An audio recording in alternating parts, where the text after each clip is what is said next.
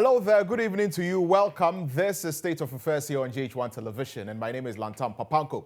On State of Affairs this evening, we've got two conversations for you. Our first conversation is with the former Director General of the National IT Agency, National Deputy Director for IT for the National Democratic Congress. He's here in the studio, and so we're going to have a conversation with him as regards a wide range of issues concerning the digitalization drive of this country, who really started the digitalization, and a whole lot of things arising as a result of that. And then later on, we've got an interview that was conducted by my colleague Ibrahim Alhassan, who is our guy in Parliament, our parliamentary correspondent and head of our political desk. He sat down with the Deputy Finance Minister, GHOne, who has been in the news recently because of an open letter that he wrote. And it was like a word of advice to his own government, talking about breaking the eight and also talking about running the government like a Ponzi scheme. And so Ibrahim Alhassan quizzed him on his sentiments that were shared in that particular open letter, which has caused a lot of people talking about how our economy has been managed over the years. So we'll get into that conversation much later on, also here on State of Affairs this evening. That's what the show is looking like. But remember that July is SME month. And if you own a small or medium-sized business, get ready for an exciting month ahead, because MTN Ghana brings you a host of exciting events carefully planned for SMEs across the regions. Businesses will be given the opportunity to set up at the MTN head office at the SME pop-up event from the 4th to the 30th of July. There are going to be quizzes on our social media pages with exciting prizes to be won. And they've got a developmental and capacity training for SMEs across regions. There are also going to be promotions and major discounts on products to help you boost your pocket and your business. So the month's activities will be capped by SME fairs, and we've already seen some of the SME fairs take place, and you shouldn't miss out on this open invitation to access top-notch solutions, exposure to partners, and the opportunity to put your business on the map. So be a part of the MTN SME Month 2024. Contact MTN today at mtnbusiness.gh@mtn.com or call or WhatsApp 0244 308 1111 and get to know more. Let's get into our conversation right away. Our very first conversation. I mentioned that the National Deputy Director for IT for the NDC is here in the studio. He's also former Director General for the IT agency under the NDC administration, and the person of Dr. George Atta-Boateng. Doc, good evening. Good evening, sir. Welcome. Thank you. Good to see you. How are you doing? They say it could be better. It could be better. So it's not good. It's not good. It could be better. It's not. Why isn't it good?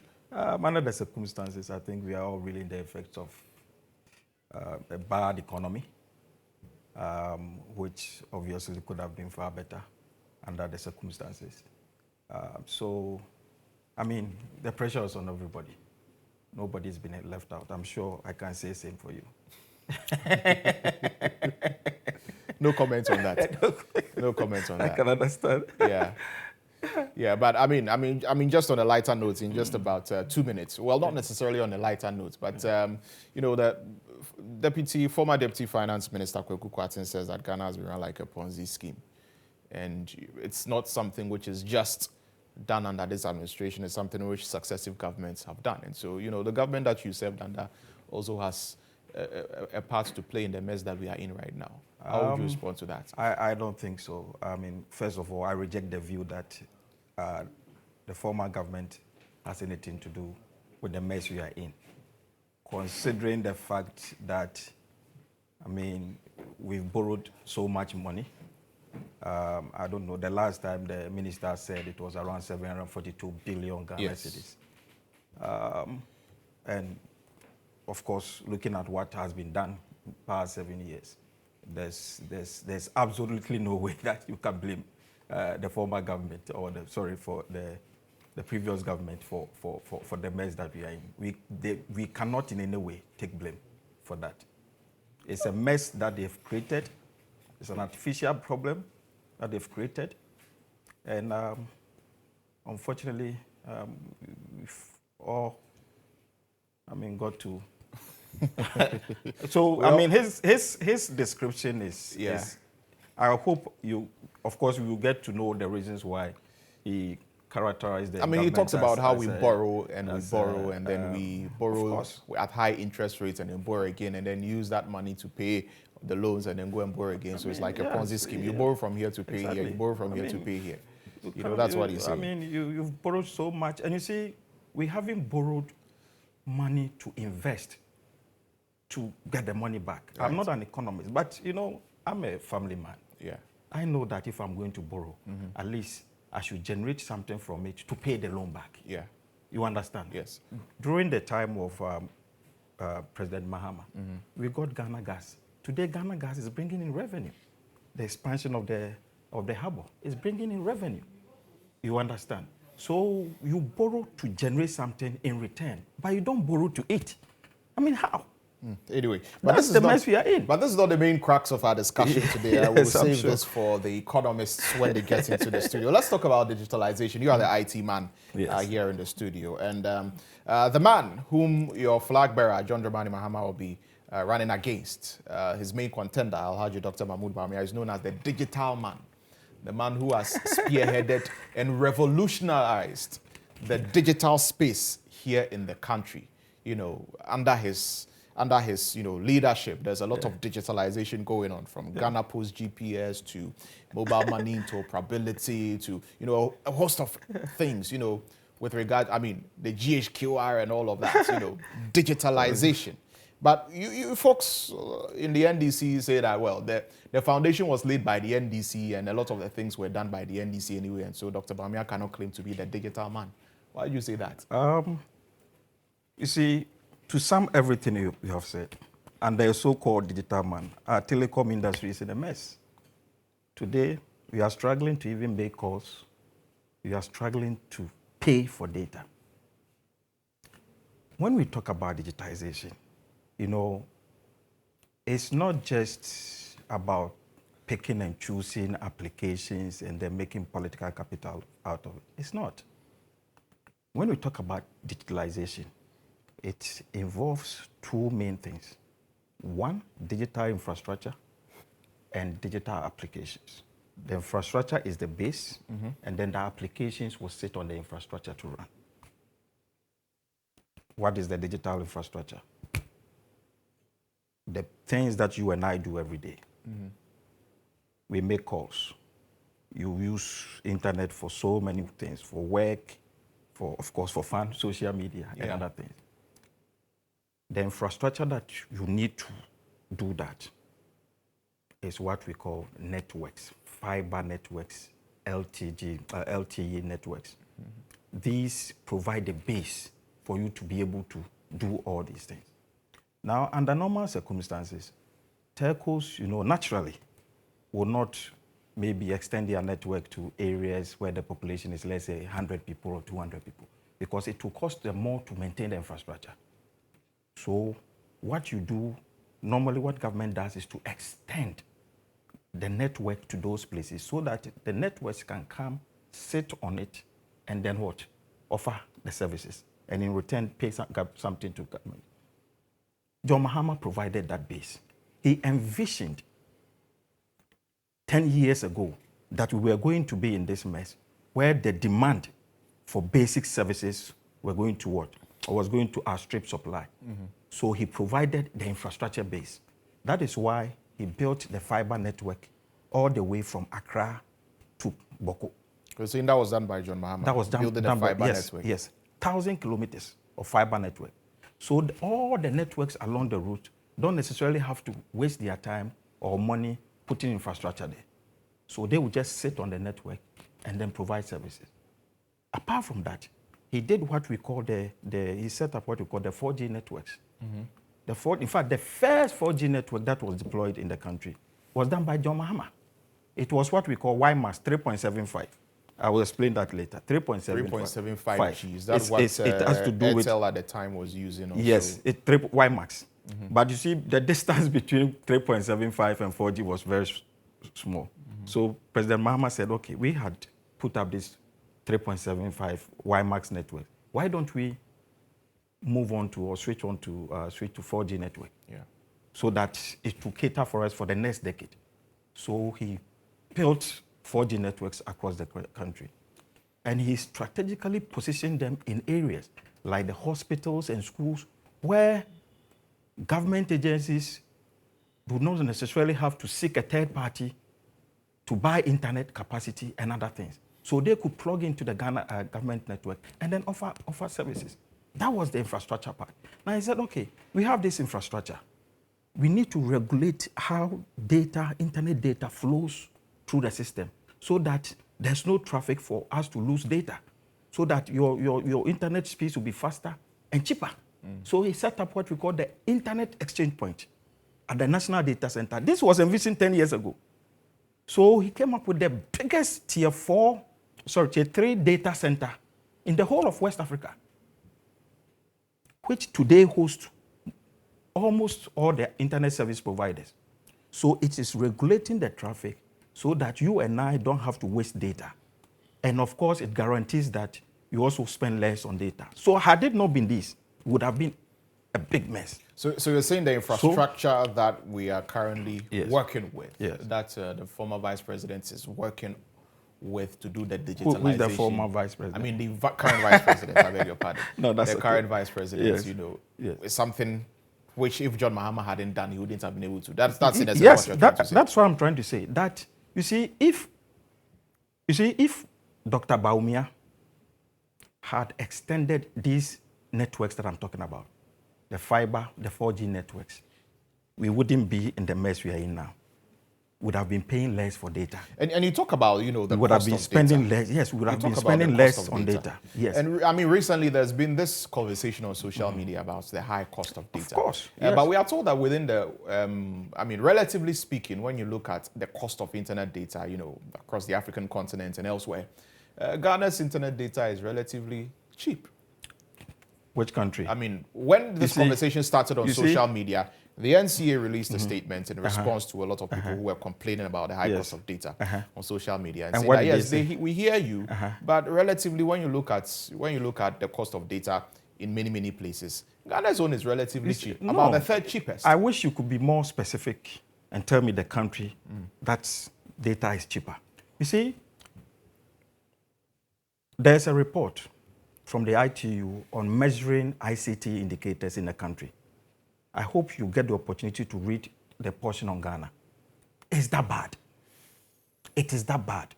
So coming back to what I'm saying, the infrastructure provides the space for telcos to operate. Now, it's not just the infrastructure. You're also talking about applications, the things that run. If you are talking about applications, we are talking about what we call e-commerce. E-commerce is basically all transactions that are done online. Now, John Mahama, at the same time, during those days, envisioned that everyday essential services that Ghanaians need, you and I, like application for passport, application for driver's license, application for birth and death certificate, all these things sometimes take time to get. So why don't I digitize the entire process? And that is what brought in what we call the e-services.gov.gh, which enables citizens from all walks of life to at least apply for what we call birth certs, driver's license. In fact, in most cases, they were even able to file their taxes online. He also made sure that, okay, if we have this in place, then how do people even pay for them? That is what brought in the ePay, epay.gov.gh, which basically enables citizens, whilst you are applying for birth cert, passport, and other things, then you are able to pay with your debit or credit card, pay with Momo, or even check. All these things were going on. In fact, that is one of the reasons why he set up what we call the Accra Digital Center, which today is the bastion of all application services. Now, during his time, again, he envisioned that not everybody will get the opportunity to travel to Accra to apply for these things. So why don't I set up what we call community information systems, information centers, CICs. A lot of them were commissioned by my boss, the former Minister for Communication, Dr. Omane Boama. A lot of them, all over the country, so that somebody from Brekum or Jamasi doesn't necessarily have to travel to Accra to apply for a passport. We will just walk into the center and apply for them. All that Bawumia has done, and this is what hurts the most. is to box these two platforms together, the e-services and then the e-pay into one platform, calling it his idea, his project. So today is Ghana.gov. What he even forgets is that the Ghana.gov, the identity, that Ghana.gov domain name also was created by John Mahama.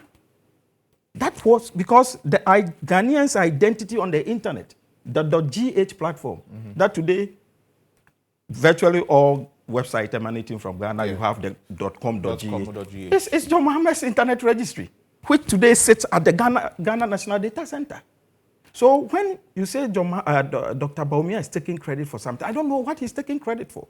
You mentioned the property addressing system. Yes. Very soon, that digital addressing platform will cause problems for us. How? You know what we envisioned? John Mahama envisioned then that we needed to physically locate properties in Ghana, take data on those properties, and assign addresses to them. So it could be a central repository for all kinds of things, collection of property rates for security agents. So if a property is registered in your name, all that I have to do is what? Search for your name. So you are looking at doing physical standing properties? Because you can't tell Ghanaians to stand anywhere and generate their own addresses.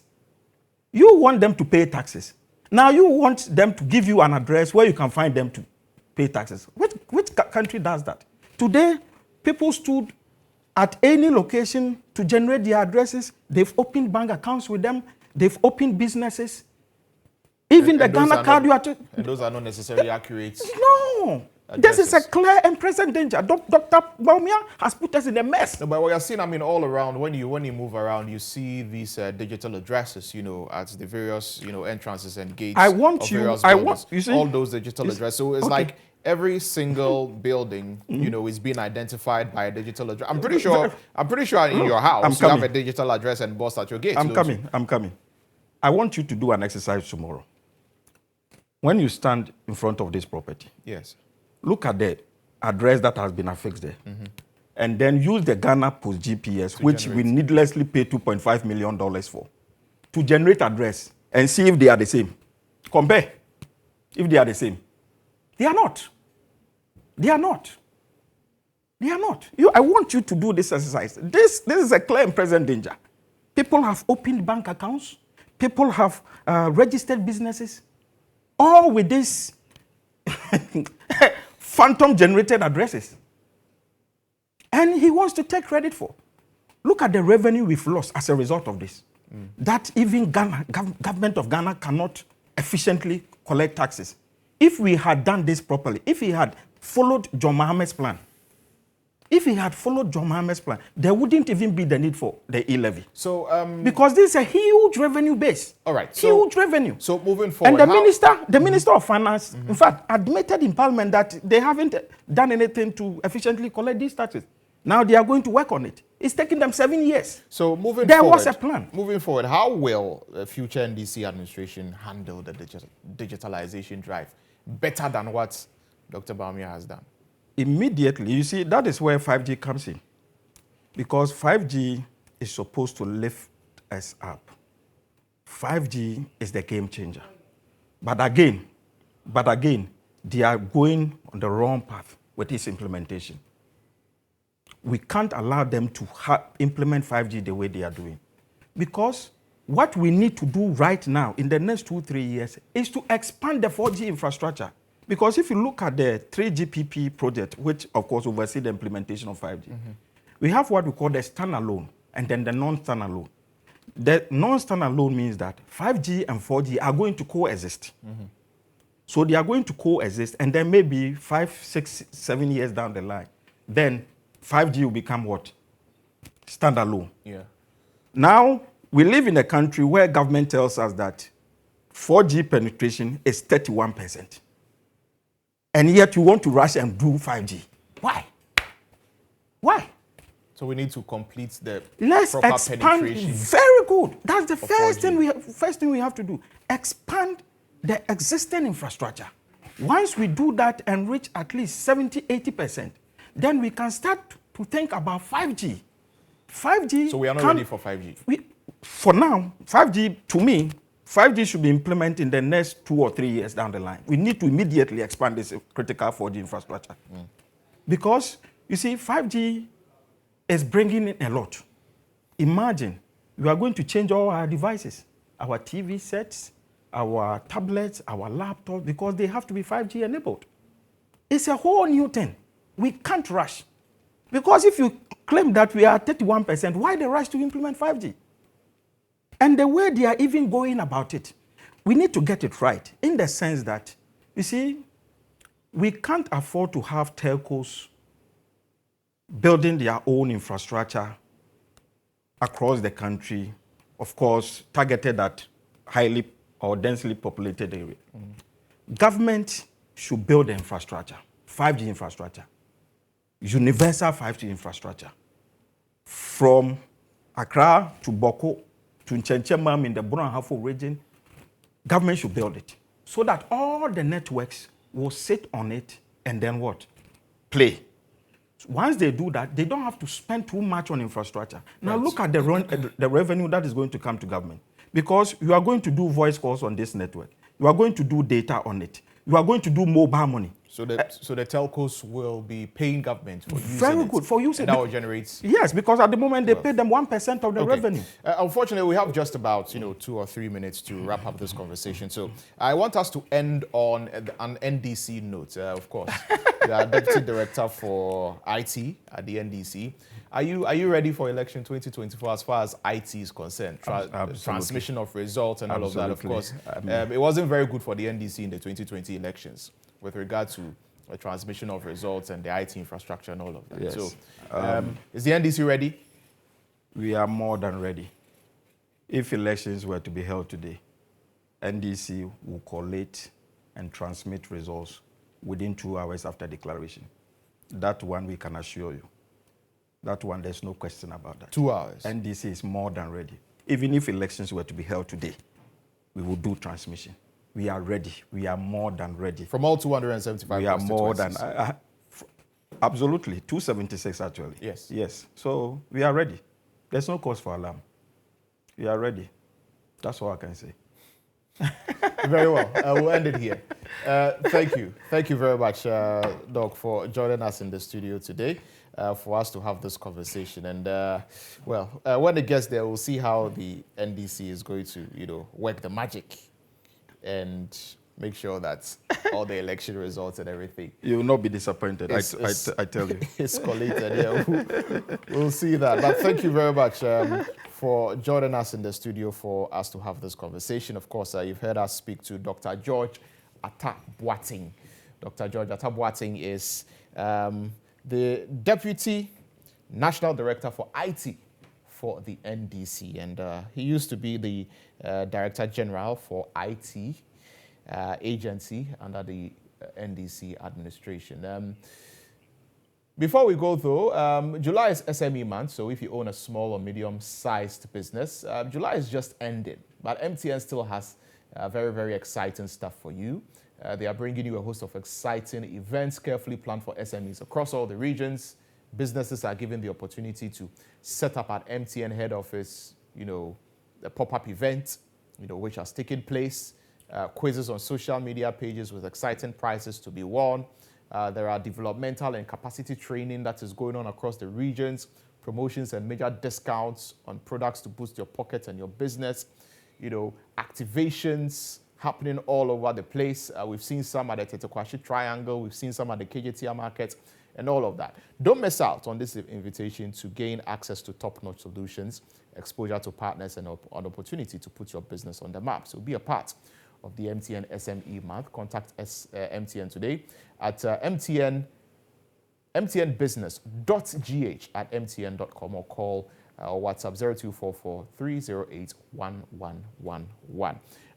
Do stay tuned. When we return, we're bringing you that interview that my colleague Ibrahim Alhassan had with Kweku Kwating, who is the Member of Parliament for Obuasi West and former Deputy Finance Minister and former Chair of the Finance Committee. Stay tuned. We'll be right back.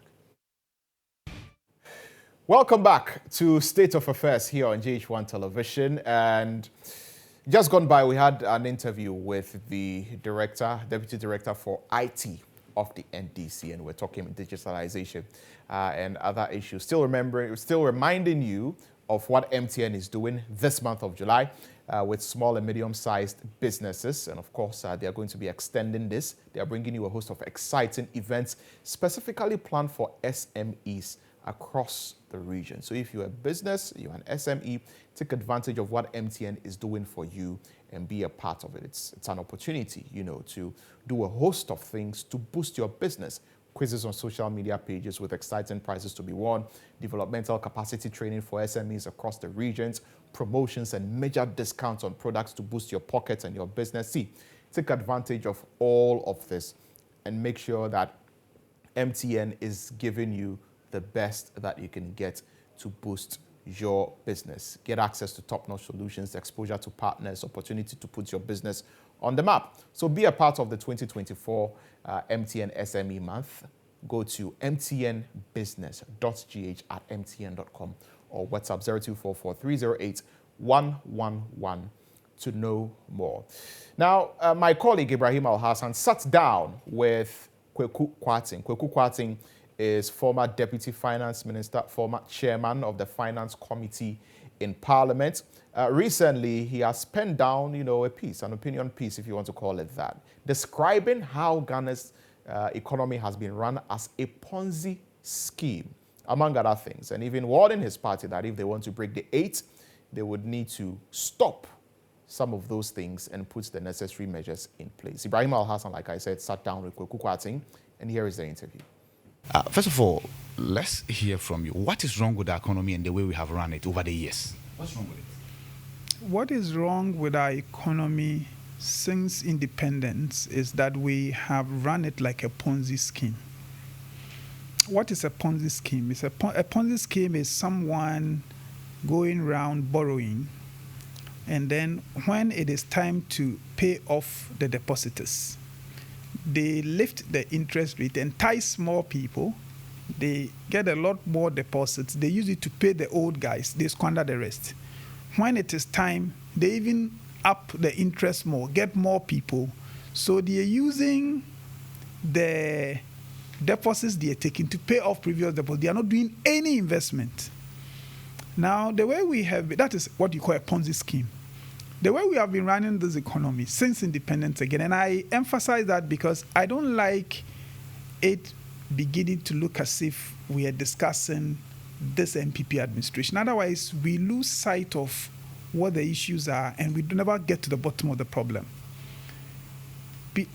Since independence, we always spend money we do not have. That is to say, when we program our expenditures, we always program expenditures over and above our revenues. And we do that in the last 20 years.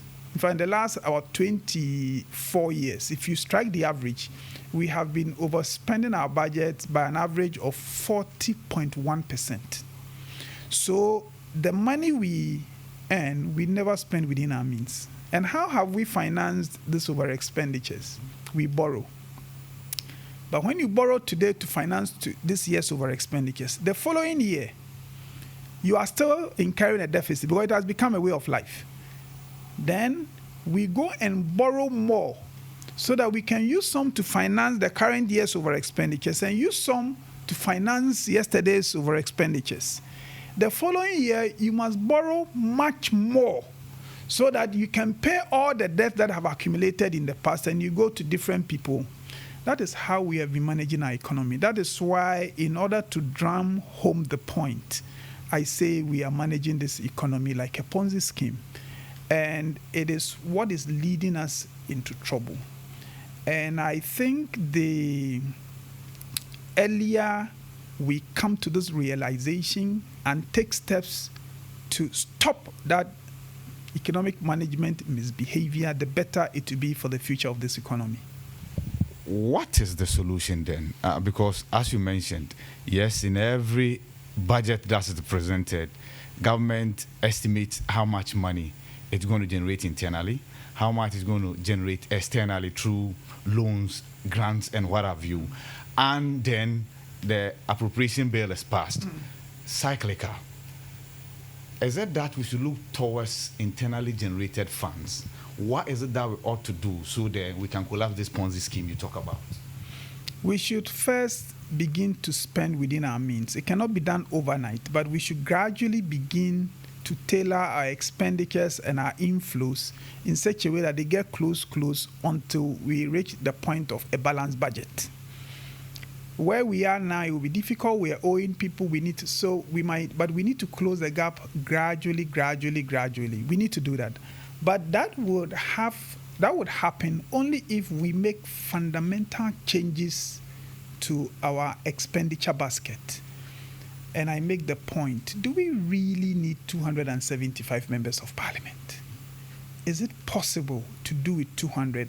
To be fair to Ghana, in fact, if you look at the best practices, Ghana, relative to our population, has quite few members of parliament, if you compare.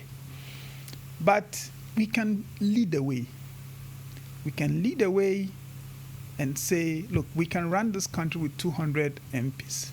So we are restructuring our constituencies in order to make this possible. Some of those sacrifices, in my view, must precede the reforms you do in the general population in terms of aggressive tax compliance and all that, because then you would have signaled that charity is beginning at home. The politicians are beginning with themselves. We must deploy a set of policy actions that show that we are leading by example. Once we do that, then we must see what expenditures we will contain, which ones we would not. If we do not have money to do asphalt to a particular place, we do not have the money to do it. We spend our money well, let the economy be stable, let our city be stable so that the private sector can create wealth. And then when they create that wealth and we begin to make more money, we can begin to see what we want to do with the money. But borrowing to do this, and sometimes we don't even have the money to maintain it. So after a certain period, the thing we borrowed to construct, we can't maintain it, and it's as though we did not even acquire it. Who are we kidding? That is why I think we must make fundamental expenditure reforms, look at wherever we can cut costs, live within our means, and if at all we're going to borrow, we know that it is for a certain specific and strategic project that would repay itself. If we do that, then we will see that at some point you are not going to need to borrow again, because the earlier borrowings you did would begin yielding results. So now you can live by yourself and not depend on others. But this perpetual annual ritual of overspending your budget by as much as your revenues by as much as 40%, and doing that year after year, thinking that there will be no consequences, is suicidal, and I would never support that. And it is some of the fundamental changes we must make. And again, as I indicated in the statement I issued, I hope that my party would lead that conversation. They would lead that conversation, lead the reforms, and that is how we get Ghanaians to accept what for me is a fact, that NPP is the best political party in the country. Yeah. We'll return to your party, but of course, talking about things that ought to change, you talk about the fact that we can cut down the number of MPs and follow up with other economic structural reforms. Yes. Now, there are many who are wondering whether the same scheme we've been overseeing for the past over 20 years, the reason why we overspend revenue by 41%, as you have mentioned, 40.1, is why we are where we are today economically. That has driven us to go back to the IMF. Yes, we have been to the IMF 17 times. If you add structural adjustment program and the HIPIC program 19 times, it is because of this economic management misbehavior. That is what has driven the country to do this. We can stop it. And I think the way to stop it is begin to look at your expenditures, to see which ones you can discontinue for now, to make sure that you are living within your means, your economy will be stable, your city will be stable, businesses then can flourish. In fact, at that point, if you have money and you're using it to support the growth of industry, you do it gradually in accordance with your capacity. And then gradually, with a stable economy, you can see that the future is bright. And then the private sector can step in and create the wealth. Then we know we're building a future for our children. But the way we have been borrowing, destabilizing our macroeconomic framework, and as a result, the depreciating cedi, which in turn hurt businesses, and then the manufacturing sector is weak, and it's not just under the Nana administration. You look at the records, our manufacturing sector has been traditionally and chronically weak. We need to deal with these problems frontally, get the bull by the horns, and see that we are fixing this. Any resort to political justification and excuses, and we need to win elections, and life is all about politics and very little about what we leave for this country is unhelpful. And when I say that we can more easily break the 8 if we demonstrate to Ghanaians that the things you say about us politicians, we hear them. Your feeling that we are out for ourselves, we don't care about you, we hear them. If the other political parties don't hear you, we MPP, we hear you. And in response to your concerns, we are going to do 1, 2, 3. And that help the country by also playing your part. That is how we build the Ghana that we want. In your letter, you talked about external factors haven't played a part in where we are today economically. There are many who have said that is you seeking to insulate your party from responsibility, and that actions and inactions of your party and the party in government is to blame partly or largely for the economic mess we find ourselves in. Not just Russia, Ukraine, not just COVID-19. Yeah, not just. I agree with you that the Russian-Ukraine war and the other hostile external conditions and the pandemic have all impacted us adversely. It is a fact. I mean, it's not something we should argue with. We should argue about. But it is also a fact that when COVID came, it impacted different countries differently. It's not every country that has had to do debt exchange because it went through COVID. The evidence is that those countries that had strong immune system, they are the people who could withstand it better.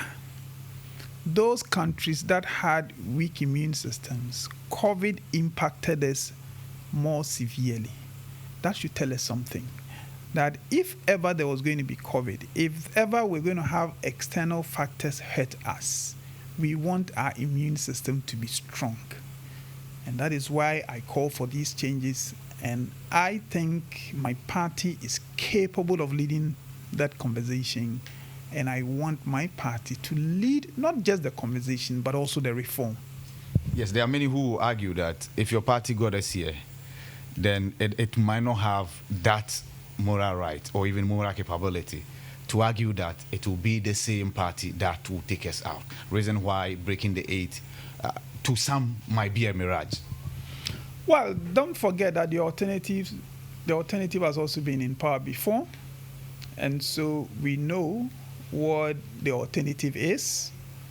I think we could all do better.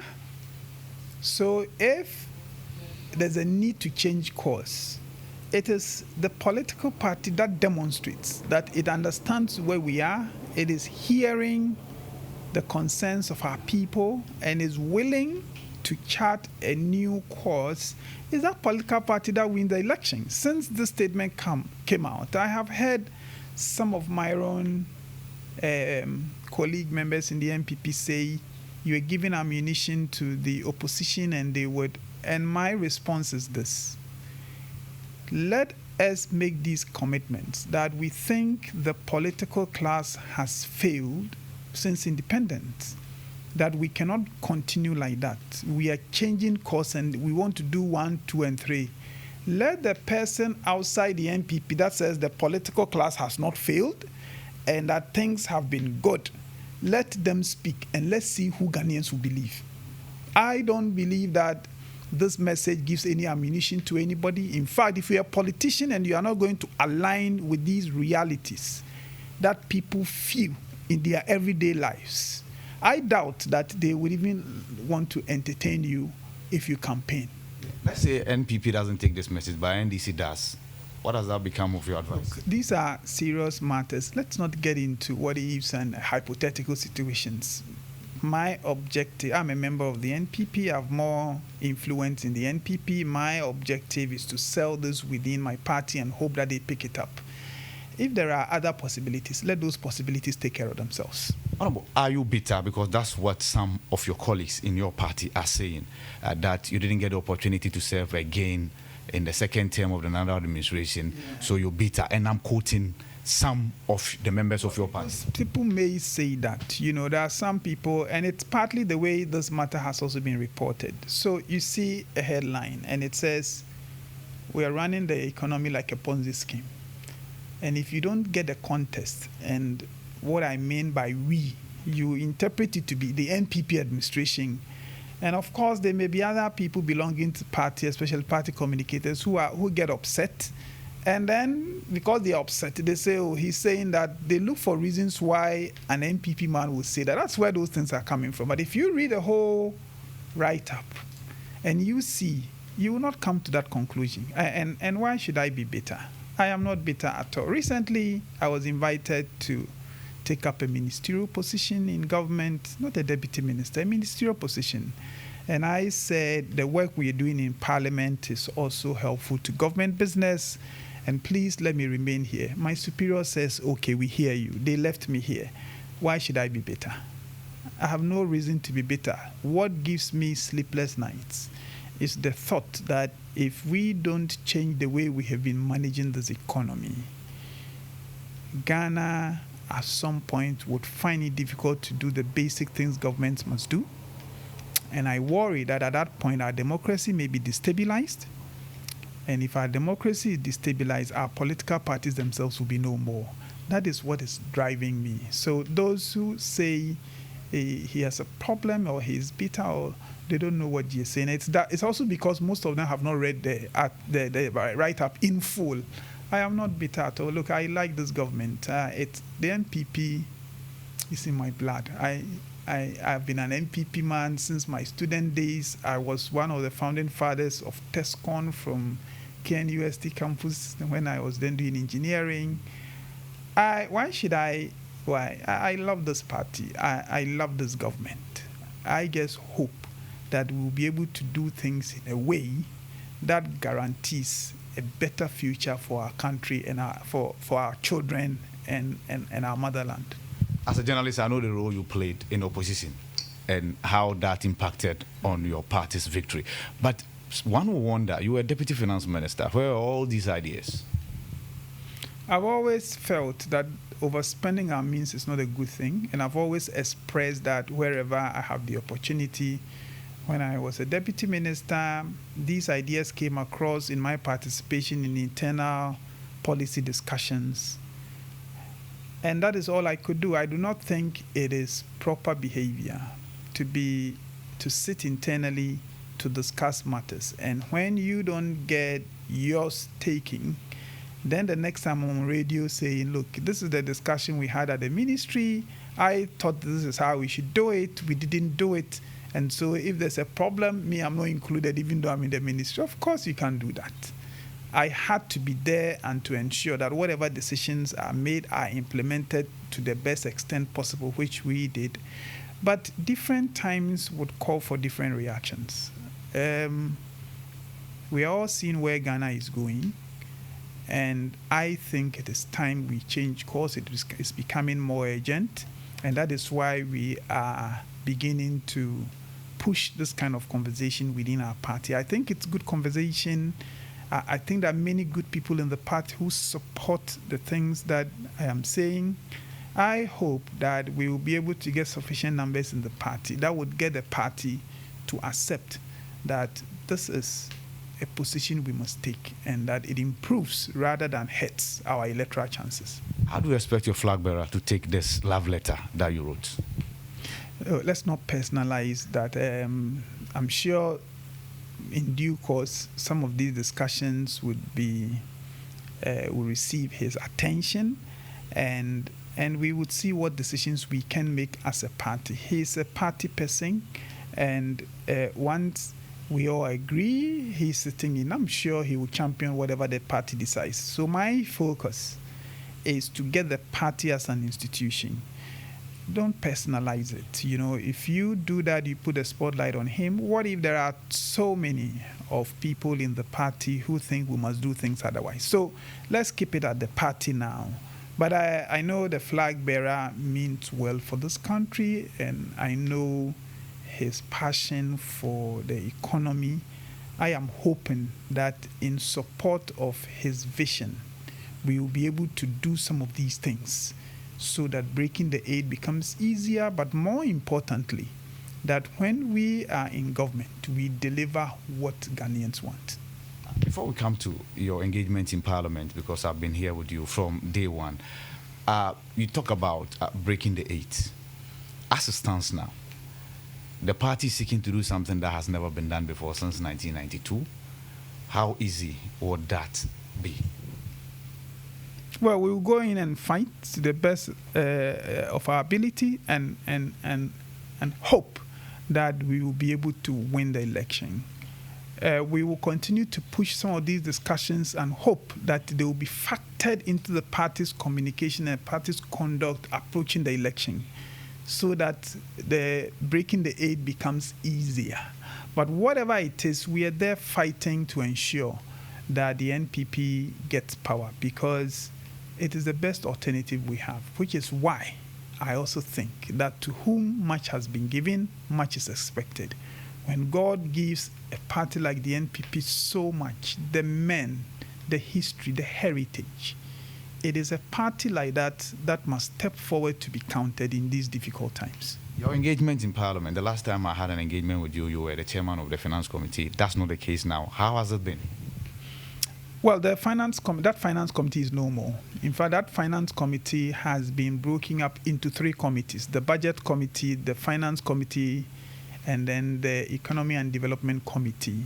So that finance committee is no more. I'm now a part of the economy committee, and I think it will be interesting. Yes, and talking about being interesting, we were told a report from Parliament on the floor of Parliament, and then subsequent engagement with the majority leader, your leader of the House, that you were going to be majority spokesperson on economy.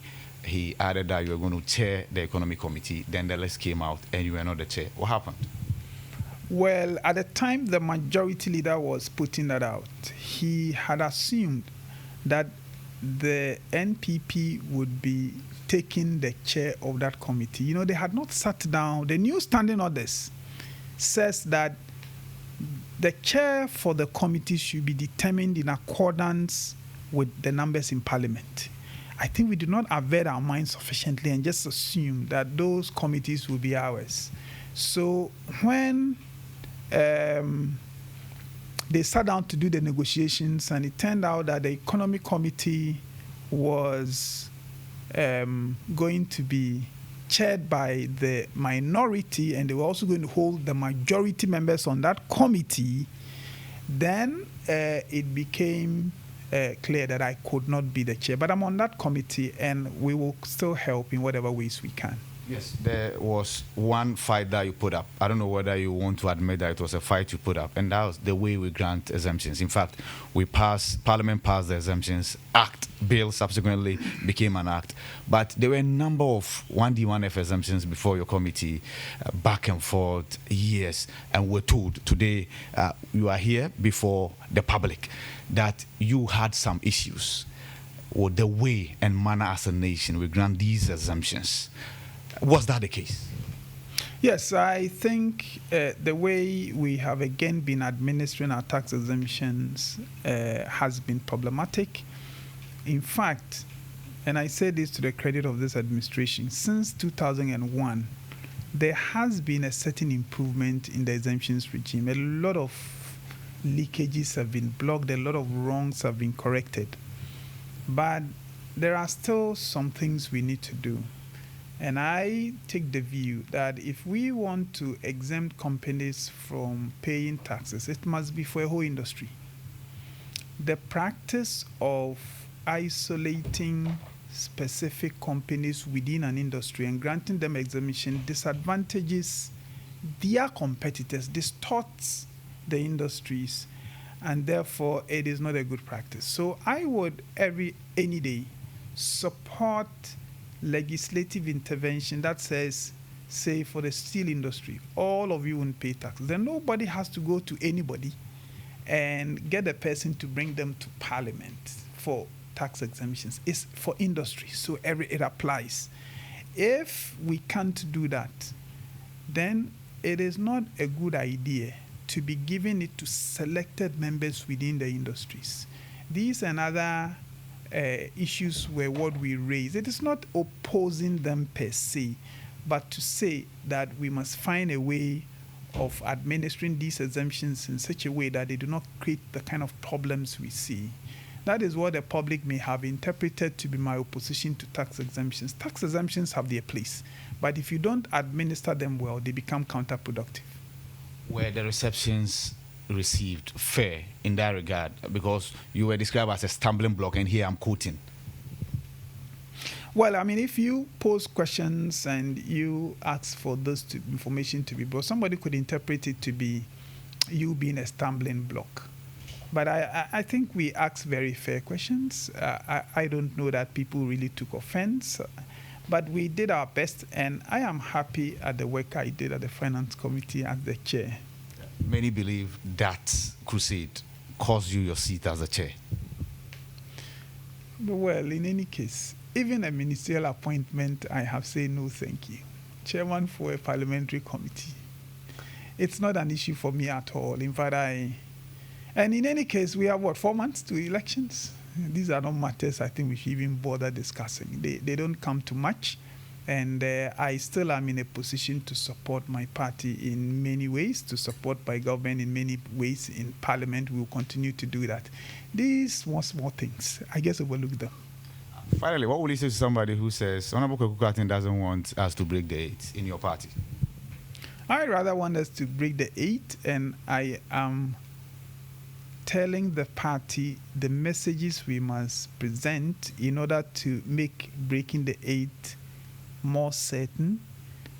I know that because of the misreporting partly, but also because as part of the political culture, we are so used to politicians always saying, my party has done so well and the other party is so bad, that anybody that doesn't follow that tradition must be bitter, or he's hurt, or he wants why will I want MPP to lose it? I've never believed for once that the NDC or any other political party will be a better alternative than the MPP under any circumstance.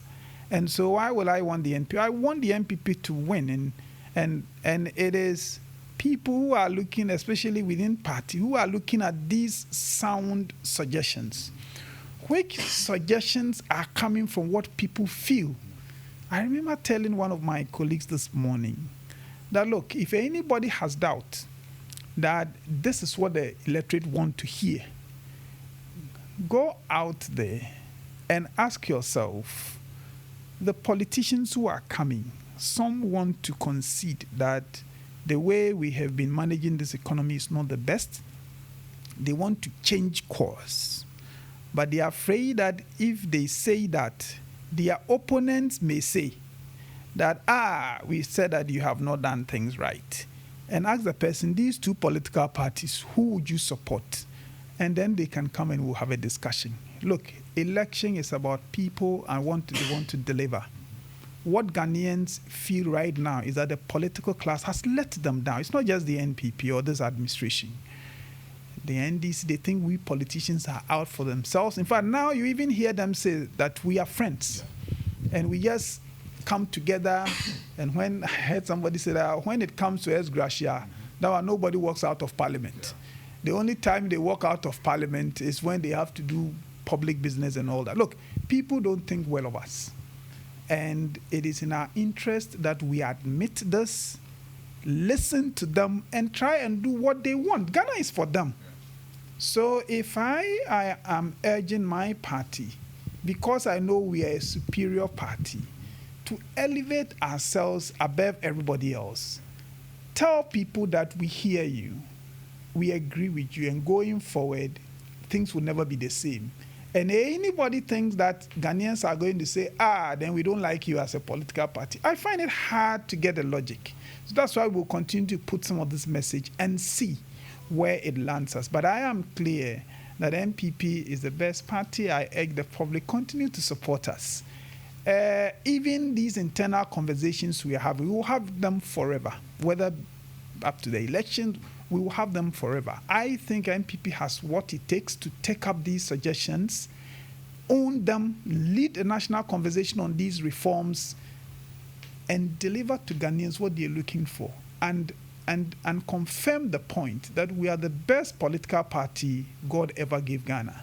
I'm sure you understand why the economy is a challenge for the MPP going into December 7th, right? Because things are difficult. And here we have a flag bearer who was the economic messiah, right? And many people believed that. And so if they are going to the elections and we are in this crisis as a nation, you can understand the difficulty, right? I do, but when you're going to an election and you are going to meet people, the people are human beings. We're not saying we're perfect. In fact, me sitting here, I cannot pretend that as for me, I'm a good guy and there's some people who are not good and I'm showing them the way. No. I've been in parliament since 2013. I have been part of all the things that happen in parliament. I've been in government. I am very much a part of the failure of the political class that I am discussing. So if we collectively realize that as a result of the deficiencies of the political class, the shortfalls, and we have let this country down. 17 appearances at IMF plus one structural adjustment program, another HIPIC is one too many. We are a proud country. We don't want that. And a political party that says, upon reflection, never again. And even though we have been governing this country for some time, when you are leading your life and you see that things are not going right, the wise man is the one who reflects and says, going forward, I will not do the things the way I have been doing them. I am changing course, and in Twi we say, okay, what the vultures have eaten, let them take it. What is left, we will protect. Let us tell Ghanaians that whatever it was, this is where we draw the line. The culture of over expenditures, the culture of bad prioritization, the wastage in procurement, this is where we draw the line. And let's take it to the election and see whether it is our political opponents who say, no, the politicians are good. It is you people who are not good. As for us, we are good. And let's see who Ghanaians will believe.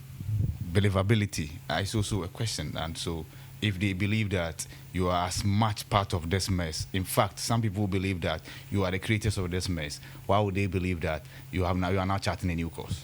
Look, I have been a member of parliament since 2013. I was part of government since 2017.